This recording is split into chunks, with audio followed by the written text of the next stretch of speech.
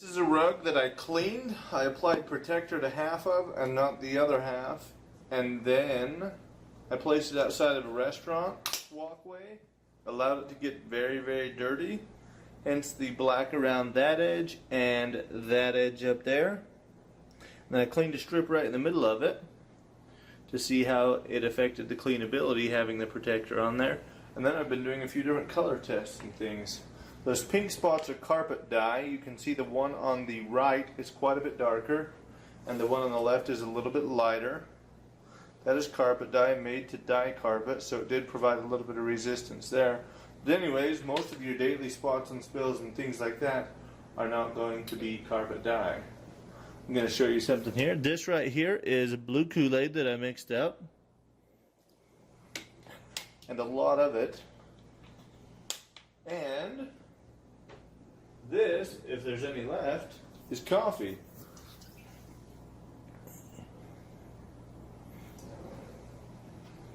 Okay, did you see how the protected side thing sat up on top of the carpet for a while? Versus the unprotected side, it just jumped right on in. Now, I'm going to try cleaning some of this up. I'll start here on the unprotected side. Now I've done several tests on these already, so it may have already worn some of the effectiveness of the protectors and things off.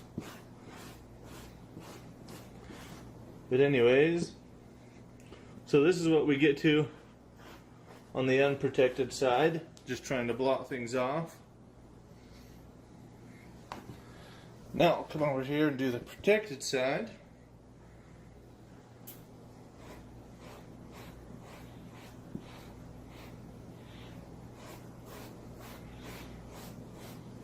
We've actually had several things already happen right here by where this red spot's at.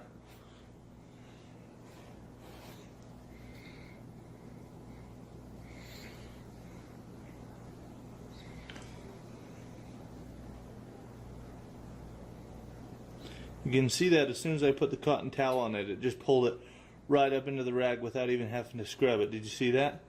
Maybe I can get it to a little bit more over here. Just a little bit. I don't know if the camera will pick that up though. Anyways, and you can come along and blot this. Get a cleaner rag here.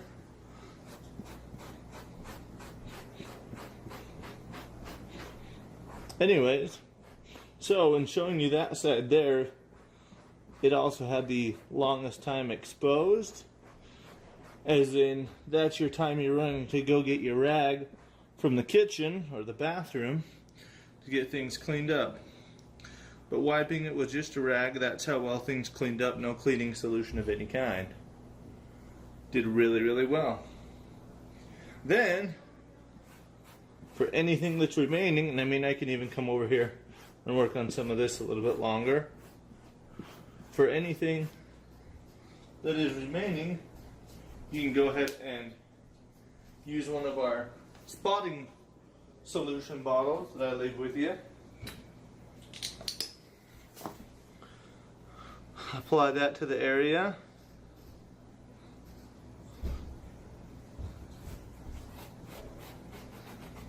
And it should have things looking pretty good.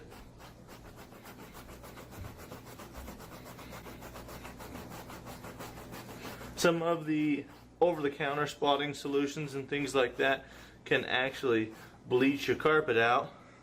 And this here is an extreme example. This is almost a white carpet, so all these colors show up really, really well on there as well. But this carpet would not really suffer too much from bleaching from an over-the-counter product, but most people don't have white carpet like this either. So there we are with things. That's what that side's looking like. Now let's hit this side a little bit and see if we can get these to budge at all. When you very first start scrubbing it, it'll kind of foam up wide a little bit. And you don't want to be too harsh on it. You don't want to push down too hard. But you can scrub it a little bit, get the rag in there.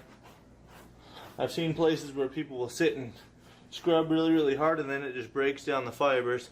Then even after cleaned, it's got a dead spot in the carpet, you know. So you want to be gentle. You're letting the cleaning solution do the work and letting the rag pull things back up into it. So even the cleaning solution on this side did help a little bit. This in this situation, if it were to be this carpet, what I would do is, I've got a red remover I could use to try to get this red to pull out a little bit, but with as many colors as we would be dealing with here, I could come in, bleach this carpet, and re-dye it. That would be easier and probably the most cost effective.